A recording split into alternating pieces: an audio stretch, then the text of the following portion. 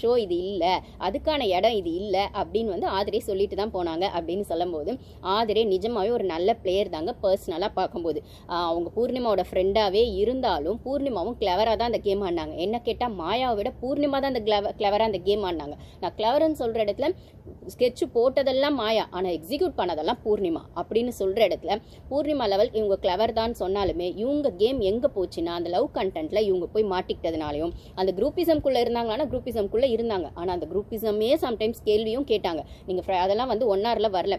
எபிசோடில் வந்து கணிக்கிட்டே சண்டை போட்டிருப்பாங்க, அதுக்கப்புறம் கெமிக்கிட்ட கேள்வி கேட்டிருப்பாங்க, கனிக்கிட்ட கேட்டிருப்பாங்க, சபரிக்கிட்ட கேட்டிருப்பாங்க. இவங்களாம் அந்த குரூப்பில் தானே இருக்காங்க.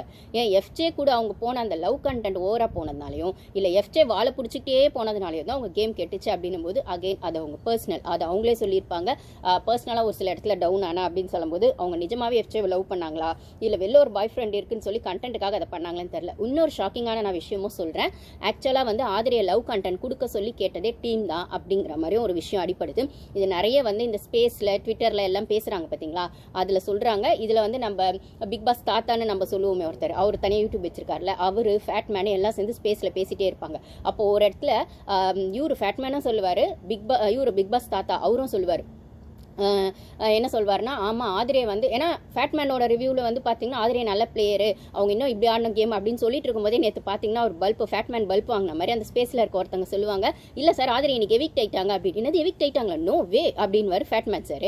அப்போ வந்துட்டு சொல்லும்போது இல்லை சார் ஷோக்கு போயிட்டு வந்தவங்களே சொல்கிறாங்களே நானும் போனேன் அப்படின்னு ஒரு சில சொல்லும்போது என்னப்பா இது, அப்போ நீங்கள் சொல்கிறதுல எதுவுமே நடக்கல சார் ஃபேட்மேன் சார் இந்த சீசன்லனா, அது அப்படி தான் எனக்கே தோணுது, நம்ம சொல்கிறது செய்யக்கூடாதுன்றதுல விஜேஎஸ் இருக்காரோ இல்லை டீம் இருக்கான்னு தெரில அப்படிங்கிற மாதிரி சொல்லும்போது பிக் பாஸ் தாத்தாவும் வந்துட்டு அவரும் வந்து சொல்லுவார், ஆமாம் இந்த சீசன் இப்படி தான் போகுது அப்படின்னும் போது. ஸோ பெரிய பெரிய ரிவ்யூஸ் என்ன சொல்கிறாங்கன்னா, பார்வை திட்டுறது பாருக்கு அகேன்ஸ்டாக பேசுறதுனால ஷோ போகும் அப்படின்னு அவங்க நினச்சிட்டு ஒன்று ஆரம்பித்தாங்க. நெகட்டிவாக போகிறதுனால பாரு நெகட்டிவ் காட்டினோம். ஆனால் என்ன கேட்டால் மக்கள்லாம் இந்த சீசனில் ரொம்ப உஷாராக இருக்காங்க.